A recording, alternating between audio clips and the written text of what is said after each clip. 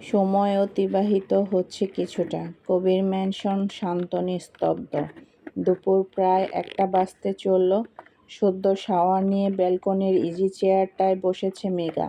চেয়ারের পিঠে ভেজা চুলগুলো মেলে দিয়েছে, মেঝেতে লুটাচ্ছে কৃষ্ণকেশ রাশি। একস্থির হয়ে নিচে বাগানের দিকে চেয়ে আছে মেঘা। দুচোখ ফোলা, চেহারা লালচে, আখিদ্বয়ের আর্দ্র কিনারাও রক্তিম বর্ণ ধারণ করেছে কান্নার দরুন। সেই তখন থেকে কেঁদেছে মেয়েটা, চেন খুঁজে পাওয়া যায়নি এ অবধি। পুরো বাড়ি খোঁজা হয়েছে তন্ন তন্ন করে, এখনো চলমান খোঁজাখুঁজি, তবে মিলছে না। মেঘার কান্নার মূল হেতু হারানো চেন, এটাই সবার ধারণা, তবে শুধু হারানো চেনের জন্য নয়।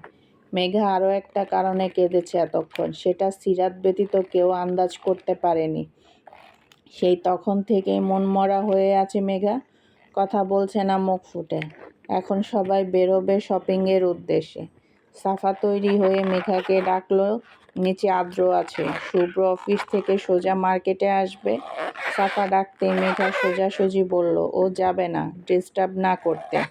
সাফা বেশ কবার জোরাজুরি করলো, কাজ হলো না। মেঘা একই কথা বলল বারংবার, সেও যাবে না। শেষমেশ হাল ছেড়ে দিয়ে নামলো সাফা।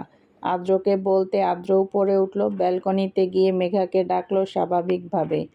মেঘ, রেডি হোসনি এখনো? যাবি না? দেরি হয়ে যাচ্ছে, তাড়াতাড়ি রেডি হয়ে নে।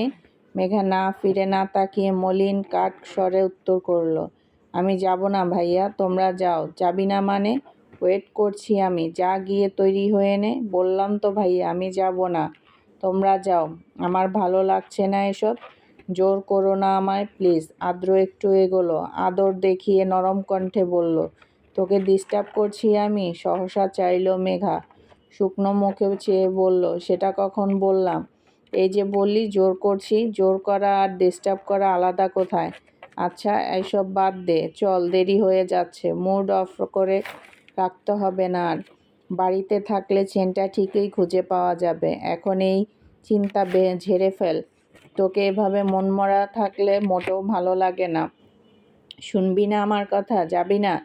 মেঘা কয়েক সেকেন্ড চুপ থেকে বলল মৃদু স্বরে, যাচ্ছি। তুমি নিচে যাও, আমি আসছি তৈরি হয়ে। আদ্র মুচকি হেসে বেরিয়ে আসলো কথা না বাড়িয়ে। মিনিট কয়েকের মাথায় মেঘা তৈরি হয়ে নেমেছে। সাফাসহ 3 জনে বাড়ি থেকে বেরোলো ওরা। গেটের গাড়ি রাখা একপাশে। আদ্র ঘুরে গিয়ে ড্রাইভিং সিটের ডোর আনলক করতে করতে বলল মেঘা আর সাফার উদ্দেশ্যে, উঠে বস জলদি। দরজা খোলার সাথে সাথে ভেতরে নজর পড়তে কপাল কুঁচকে আসলো আদ্রের। ভেতরে ড্রাইভিং সিটে রৌদ্র বসে, স্টিয়ারিংয়ে দুহাত রেখে কঠোর ভঙ্গিতে ঠিক সমন বরাবর তাকিয়ে আঙুল নাচাচ্ছে। আদ্র আকস্মাৎ ওকে দেখে তব্দা খেয়ে সন্দিহান হলো। প্রশ্ন করল সহসা, রুডি, তুই যাবি মার্কেটে? রুদ্রের নাম শুনেই হকচকিয়ে তাকালো মেঘা, ঝুঁকে ভেতরটায় নজর বোলালো। রৌদ্রকে দেখে কেমন ধক করে উঠল।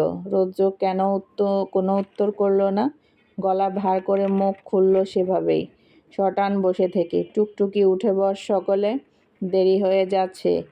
ঢিল ছোড়া কথাটার সম্পূর্ণ মানে বুঝতে বাকি রইল না। সোজা হলো আদ্র, সেখান থেকে মেঘার দিকে তাকালো। দুজনের চোখাচোখি হতেই আদ্র ইশারা করে উঠতে বলল গাড়িতে, নিজে ঘুরে গিয়ে বসলো ফ্রন্ট সিটে। সাফা আর মেঘা নিজেরাও উঠে বসলো। রৌদ্রের পেছনের সিটে জানালার ধার ঘেঁষে বসেছে মেঘা। খুব কাছ ঘেঁষে বসে সম্পূর্ণ জানালাটা খুলে দিয়েছে। এক হাত আড়ভাবে রেখে মাথা এলিয়ে দিয়েছে হাতের উপর। গাড়ি চলছে বাড়ি ছাড়িয়ে মার্কেটের উদ্দেশ্যে। দমকা হাওয়া জানালা গলিয়ে শিরশির করে লাগছে মেঘার শরীরে। খুলে রাখা চুল গাড়ি উঠছে উতল বাতাসে। ভেজা ছিল তাই বাধা হয়নি। দীর্ঘ অলক বাতাসের ঝাপটায় ঢেউ খেলে এলোমেলো হয়ে আছড়ে পড়ছে সাফার চোখে মুখে। মেঘা খেয়াল করেনি। সাফা ওর চুলগুলো সরিয়ে দিয়ে খানিক বিরক্তি সূচকে বলল, মেঘা, চুলগুলো বাদ না, উড়ছে ভীষণ। তড়িঘড়ি করে চাইল মেঘা। এলোমেলো চুল আলগোছে গুছিয়ে হাতখোপা করল। সে জানালা ঘেঁষে ইচ্ছাকৃত বসেছে, যাতে ভুল করে ওই লোকটার মুখ দর্শনও না হয়। একটা বারও সামনের পানে তাকায়নি মেঘা। চুল বেঁধে আবার জানালার কাছে ঘেঁষতে গেলে আকস্মিক ধীরে ধীরে বন্ধ হলো জানালাটা। মেঘা এবার নিচে তাকালো, অন্যবার উপরে।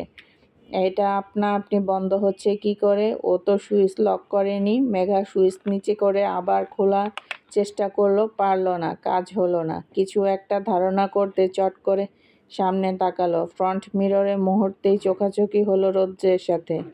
দৃষ্টির মিলন হওয়া মাত্রই বাঁকা হাসল রৌদ্র। এক মুহূর্ত পর নির্বিকারে দৃষ্টি সরালো। উইন্ডো কন্ট্রোল প্যানেল থেকে হাত সরালো অর্থপর।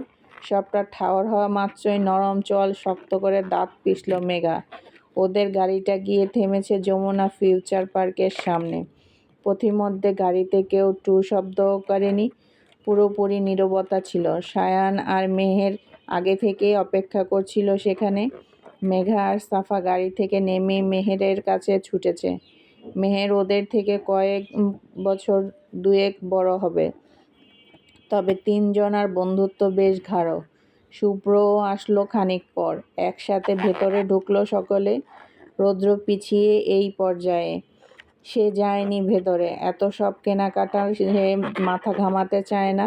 প্রথম 1.5 ঘন্টার মধ্যেই মেহের আর শুভ্রর কেনাকাটা হয়ে গেছে। বেশি বাছাই করতে হয়নি। ব্রাইডাল জোনে মেহের এক দেখায় নিজের জন্য লেহেঙ্গা পছন্দ করেছিল। সে বেশি খুঁতখুঁতে নয়। একবারেই পছন্দ হয়েছে যেটা, সেটাই কিনেছে। খুঁতখুঁতে তো সাফা। মোটে 4টে শপ ঘুরেছে এতক্ষণে। কোথাও ওর পছন্দ মতো কিছুই পায়নি এখনো অবধি। বাড়ি থেকে ঠিক করে এসেছে শাড়ি কিনবেও, তবে এখানে এসে মত পাল্টেছে। এখন আর শাড়ি কিনবে না, বিয়ের দিন পরার জন্য গাউন কিনবে আগে। তবে এতগুলো শপে ঘোরার পরও একটাও পছন্দ হয়নি ওর। আদ্র চটে গেছে ওর পিছু ঘুরতে ঘুরতে। এই এক মেয়ের পেছনে সবাই ঘুরছে, তবুও এর কোনো কিছু পছন্দ হচ্ছে না। কত সুন্দর সুন্দর ড্রেস দেখলো এতক্ষণে, অথচ এই মেয়ের চয়েসে আসে না একটাও। ওর জন্য বাকিদের কেনাকাটা আটকে আছে। ধৈর্য হারিয়ে চড়া গলায় ধমকালো আদ্র, থাপ্পড় খাবি গবেট? কতগুলো দেখেছিস এতক্ষণে, এ অবধি একটাও পছন্দ হয়েছে তোর? তোর পিছু পিছু ঘুরবো আমরা? আমাদের আর কাজ নেই? কতগুলো শপিং বাকি আছে এখনো, খেয়াল আছে? তোর পেছনেই পড়ে থাকবো শুধু? সাফা চিবুক নামিয়ে চুপসে যায়। এই ভয়ে ছিল সে। মনে মনে ভাবছিল, এই বুঝি আদ্র বিরক্ত হয়ে ধমকাবে ওকে। আর এটাই হলো। ও কি করবে? ওর তো একটাও পছন্দ হচ্ছে না। আদ্রের ধমকে সায়ান থামালো ওকে। আদ্র, ধমকাচ্ছিস কেন ওকে? তো কি করব? ওর পিছু পিছু আর কতক্ষণ ঘুরবো আমরা? একেই হাঁটতে পারছে না। বললাম আসিস না তুই। না শুনে নাচতে নাচতে চলে এলো। এখন আবার ম্যাডামের পছন্দ হচ্ছে না কিছু। কি করা উচিত ওকে? তোকে ওর পিছু পিছু ঘুরতে হবে না। তোরা অন্যদিকে যা, বাকি যা যা কেনার কিনে নে। আমি ওর সাথে আছি। কিউটি পাই, চল। যতক্ষণ না পছন্দ হয় ততক্ষণ সব দেখবি তুই। আমি আছি তোর সাথে। অন্য শপে যাই চল। যেখানে যেটা পছন্দ হবে সেটাই কেনা হবে তোর জন্য।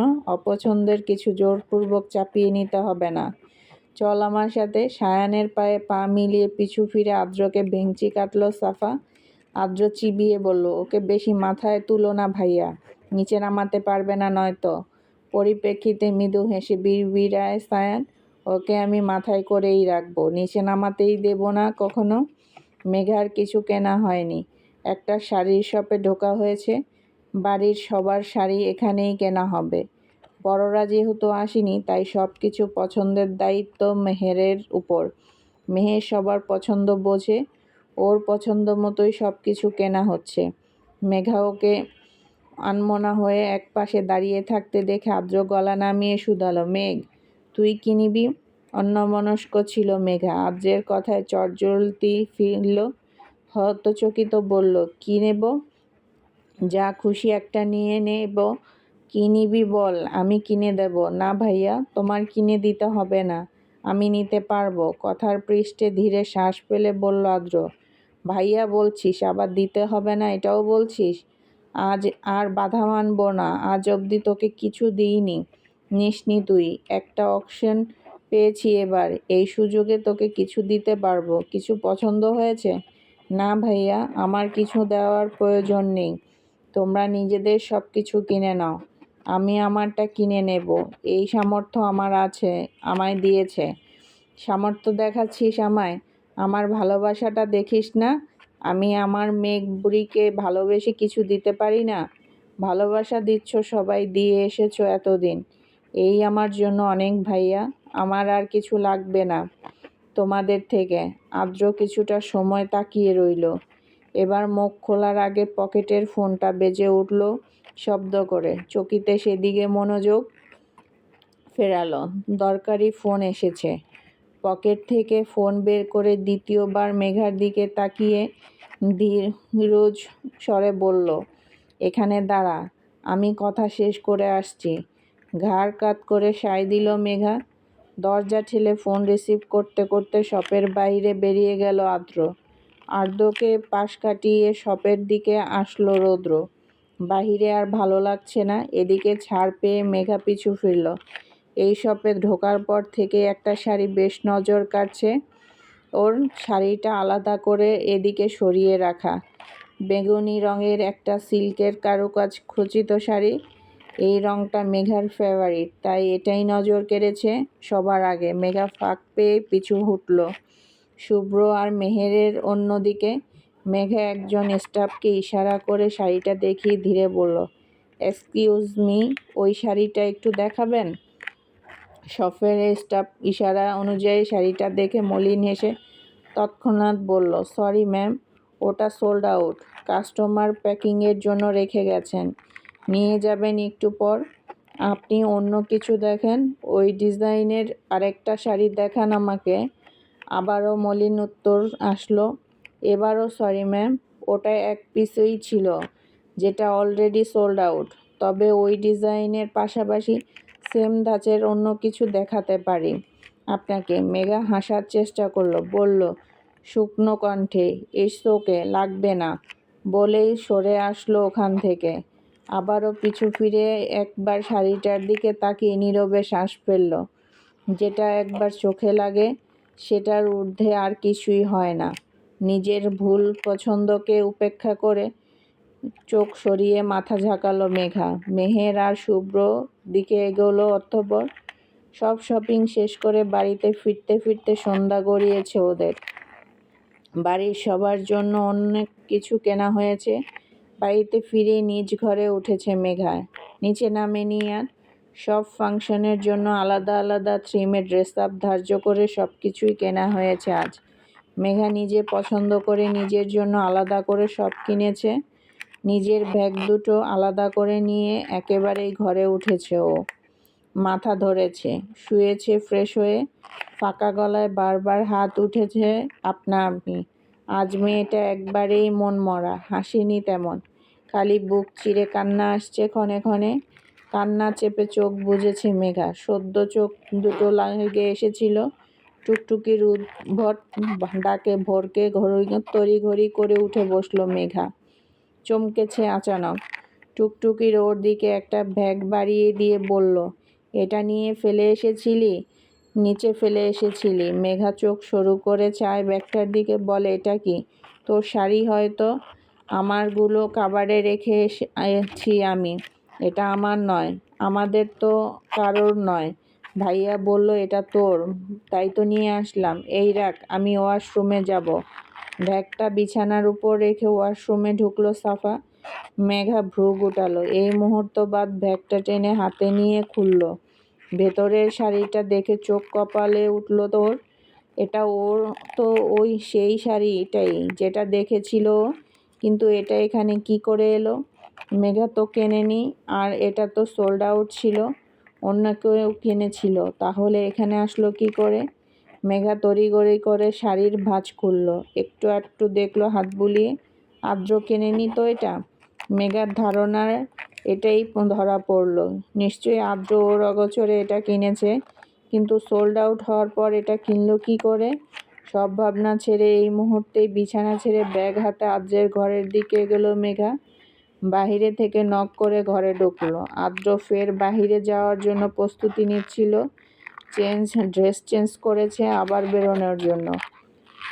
মেঘা ঘরে ঢুকেই বলল ভার গলায়, ভাইয়া, এই শাড়িটা তুমি কিনেছো? আদ্র তাকালো, না বুঝে শুধালো, কোনটা? এটা। শাড়িটা দেখিয়ে বলল মেঘা। আদ্র কপাল তুলে বলল, না তো, কার এটা? মিথ্যে বলবে না ভাইয়া। আমার জন্য এটা কিনেছো তুমি? আর তোমাকে বললাম আমার কিছু লাগবে না, কারোর থেকে কিছু নেব না আমি, তবুও তুমি এটা কিনেছো? আদ্র কপালে ভাঁজ ফেলে কয়েক স্তরের সব কিছু মাথার উপর দিয়ে গেল। বুঝলো না সেভাবে। মেঘার চরম দ্বিমত বুঝে জোরপূর্বক ওর জন্য কিছু কেনেনি আদ্র। কিনলেও এই মেয়ে সেসব গ্রহণ করতো না। তাহলে এই মেয়ে কিসব বলছে? খোলসা করে শোনার মতো হাতে সময় নেই।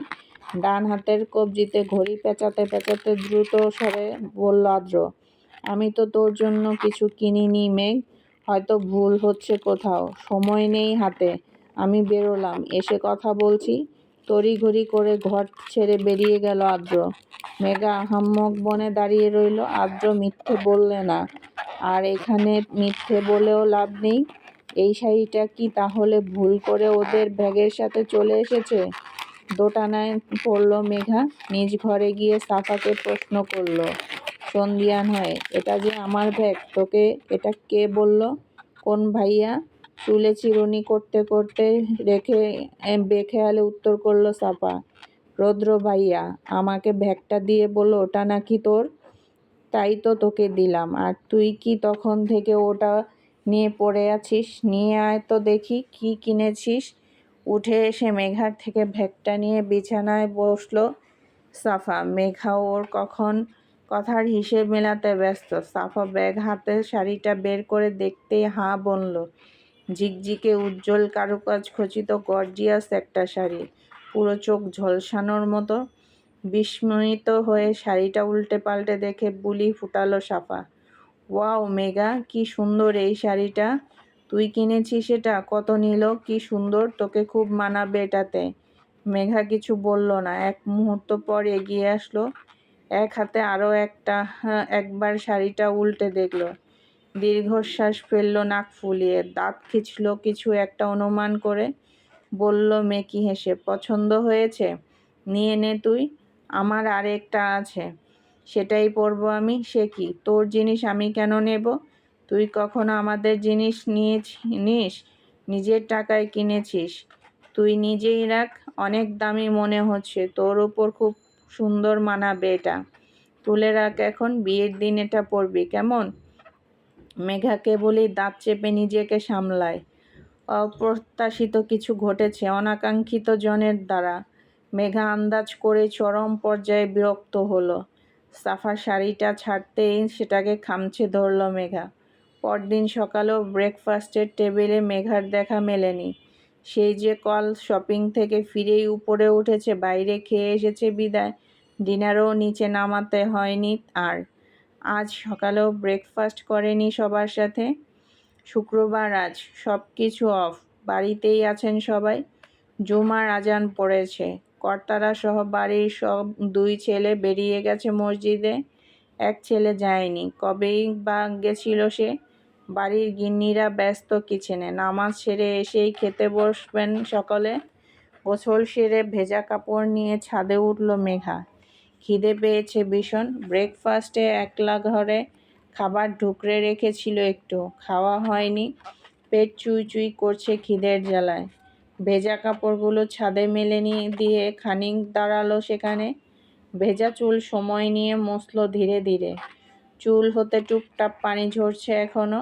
মেঘা চুল মুছতে মুছতে ছাদ হতেই নিচে তাকিয়ে দেখল তোফায়েল কাবির, তৌসিক কাবির, আদ্র আর শুভ্র গেট পেরিয়ে বাড়িতে ঢুকছে। সবাইকে একসাথে দেখে মুচকি হাসল মেঘা। বুকটা হালকা লাগছে একটু। চেনের কথা ভুলেছে খানিকটা, মনে পড়তে আবার হালকা বুক ভার হতে সময় লাগবে না। শ্বাস ফেলল মেঘা। চুলে টাওয়েল পেঁচিয়ে ছাদ ত্যাগের জন্য পা বাড়ালো। ঠিক রোজকার মতো আজও ছাদের দরজার কাছে রৌদ্রের মুখোমুখি হওয়াটা বাদ পড়ল না।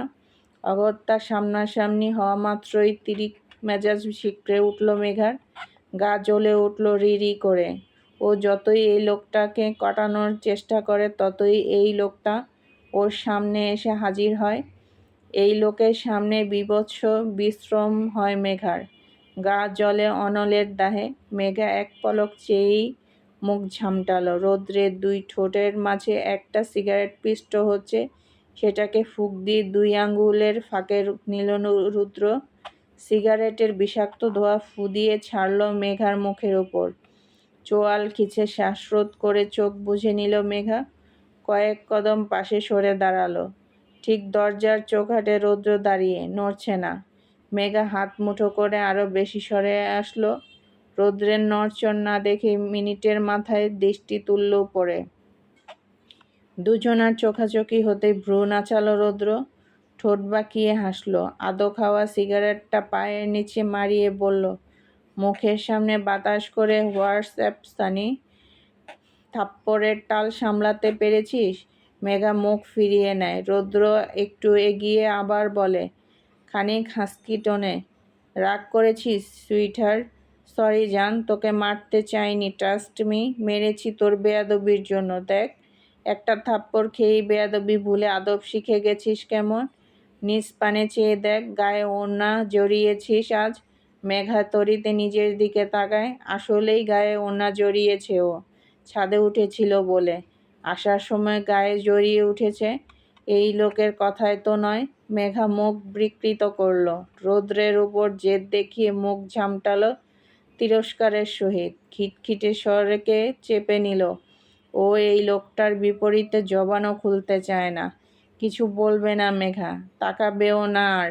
দেয়াল ঘেঁষে মাঝামাঝি দূরত্ব বাড়ালো। এই লোক না সরলেও ও যেতে পারছে না এখান থেকে। রৌদ্রও সরছে না আপন মনে। মেঘাকে বিমূঢ় দেখে রৌদ্র চাহনি তীক্ষ্ণ করে ঘাড় ঝাঁকিয়ে ডাকে মৃদু নোয়ানো স্বরে, এমপি। মেঘা চোখ তুলে না। পায়ের নখ খুঁড়তে থাকে ছাদের ফ্লোরে। রৌদ্র আরেক পা এগিয়ে ধীরে দূরত্ব গুছিয়ে বলে, তাকা আমার দিকে। দরজার কাছে একটু ফাঁক পেয়ে মুখ তুলে পাশে তাকায় মেঘা। মুহূর্ত অপেক্ষা না করে দরজার দিকে এগোতে গেলে রৌদ্র টেনে ধরে। তবে এবার হাত নয়, মাথা থেকে প্যাচ খোলা টাওয়েল টেনে ধরে, চুল সমেত। ভেজা চুলে টান টান পেতেই মৃদু কুকিয়ে পিছু ফেরে মেঘা। ঝাঁকিয়ে উঠে, ইউ রাইনো, সমস্যা কি আপনার? আমি আপনার ওপর বিরক্ত হচ্ছি বুঝতে পারছেন না? কেন সব সময় আমার পিছে লেগে থাকেন? কাজ নেই কোনো? বেকার লোক। মিনিমাম লজ্জাবোধ নেই আপনার মাঝে? সব সময় একটা মেয়েকে হ্যারেস করেন এভাবে? স্পাইনলেস পার্সন কোথাকার। মেঘার কণ্ঠে স্পষ্ট বিরক্তি। রৌদ্র হেয়ালি ছেড়ে শক্ত হলো। ইডিয়ট, থাপ্পড় খাবি আরেকটা? তোকে হ্যারেস করছি আমি? রাইনো মুখো। মেঘা এটুকুনি বলল পরিপ্রেক্ষিতে। পা বাড়াতে গেলে ওর চুলে পেঁচানো টাওয়েলটা খুলে আসলো রৌদ্রের হাতে। প্যাচ খুলতেই ভেজা চুল গাছি ঝাঁপিয়ে পড়ল পিঠে। রৌদ্র তেতে কিছু বলার আগে দ্রুত কদমে প্রস্থান করল মেঘা। পেছনে নিরেট মূর্তি ধারণ করে কিরমির করল রৌদ্র। রাগে হাতের টাওয়েলটা ঝাড়া মারল। ভেজা টাওয়েলের ঝিরিঝিরি পানি ছুটে আসলো রাগী মুখশ্রীর উপর। অজ্ঞতা সেটার দিকে তাকালো। মুখ ভঙ্গিমা স্বাভাবিক করে টাওয়েলটা তুলে ধরল মুখ সম্মুখে। কাছে আনতে মিষ্টি একটা ঘ্রাণ নাকে বিঁধল। চোখ সরু করে কপাল গুটালো রৌদ্র। সফেদ রাঙা ভাত টাওয়েল, এটা থেকেই ক্ষীণ একটা সুঘ্রাণ আসছে। মেয়েলি শ্যাম্পুর ঘ্রাণ হয়তো। রৌদ্র আরও গাঢ়ভাবে অনুধাবনের জন্য টাওয়েলটা কাছে আনলো আরও। ঠিক নাকের কাছটায় চেপে ধরল। ক্ষীণ সুঘ্রাণের তোপ ঘাড়ে হয় এতে। মনোরম সুবাসে পুরুষালী দুটো ক্ষুদ্র চোখ বুজে আসে। মাদকীয় অনুভূতিতে দীর্ঘশ্বাস টানে রৌদ্র। চোখ মেলে মিনিটের মাথায় দু হাতে টাওয়েলটা চেপে ধরে দপাদপ পা ফেলে নিচে নামে। 2টো বাজে প্রায়। লাঞ্চে বসেছে সকলে। বাড়ির সবাই উপস্থিত। পরশু বিয়ে। আজ বিকেলে ডেকোরেশন থেকে লোক আসবে বাড়ি সাজানোর জন্য। খাওয়া দাওয়ার পর থেকে ব্যস্ত হয়ে পড়বে সকলে। রৌদ্রের কথা মোতাবেক ওর ফেরার দিন ঘনিয়ে এসেছে। 17 তারিখ ওর ফিরে যাওয়ার ডেট। দিনগুলো পেরোলো চোখের পলকে। ওর ফেরার দিনকে কেন্দ্র করে সেদিনই বিয়ের ডেট ফাইনাল করা হয়েছে। এই নিয়ে রৌদ্রের সাথে কথা হয়নি এখনো অবধি। ও থাকবে কি থাকবে না এটা কেউ জানে না। রুবিনা কাবির এক বুক আশা নিয়ে আছেন। এই বিয়ের উসিলায় তার ছেলে আর ফিরবে না। বিয়ের তোড়জোড় কটা দিন পেরোলেই রৌদ্রের মন পরিবর্তন হবে হয়তো। একবার যাওয়া ক্যান্সেল হলে দ্বিতীয়বার আর জোর থাকবে না অধরে যাওয়ার। তোফায়েল কবির খাচ্ছেন আর এক মুহূর্ত পর পর তাকাচ্ছেন নিজের স্ত্রীর দিকে। রুবিনা কবির চোখের ইশারায় কিছু বলছেন তাকে। তোফায়েল কবির জানেন সবটা। হাঁপ ছেড়ে বাধ্য হয়ে খেতে খেতে মুখ খুললেন তৌসিক কবিরের উদ্দেশ্যে। ভাইয়া, তোমার আদরের রৌদ্রকে জিজ্ঞেস করো তো সে তোমার ছেলের বিয়েতে থাকবে কি না। রৌদ্রের হাত থামে খাওয়ার মাঝে। শুভ্র বলে, কেন থাকবে না? অবশ্যই থাকবে, সেদিন ওর ফিরে যাওয়ার ডেট, এটা ভুলে যেও না। তো কি হয়েছে? রৌদ্র যাবে না কোথাও, সেদিনও না আর অন্য কোনো দিনও না। ও ফিরেছে সব শেষে, ওকে আর যেতে দিচ্ছে কে? শুভ্র একটু থেমে আবার বলল, রুডি, ফিরবি তুই? হুঁ, সিরিয়াসলি কবে? তোমার বিয়ের পর। জানি না কেমন হয়েছে। বলবেন, মন্তব্য করবেন গল্প সম্পর্কে, গল্পের ভালো মন্দ দিকগুলো তুলে ধরবেন। আর যদি আমার চ্যানেলে নতুন হয়ে থাকেন তাহলে চ্যানেলটি সাবস্ক্রাইব করে দিবেন বন্ধুরা।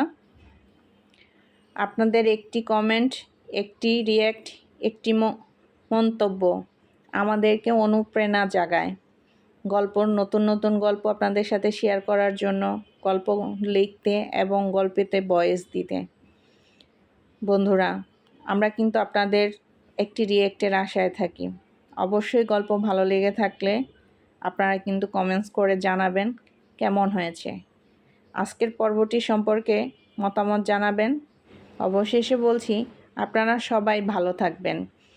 অবশ্যই আপনাদের পরিবারের দিকে খেয়াল রাখবেন এবং বেশি বেশি করে গল্প পড়বেন, গল্প শুনবেন, গল্পের মাঝেই থাকবেন। আসসালামু আলাইকুম।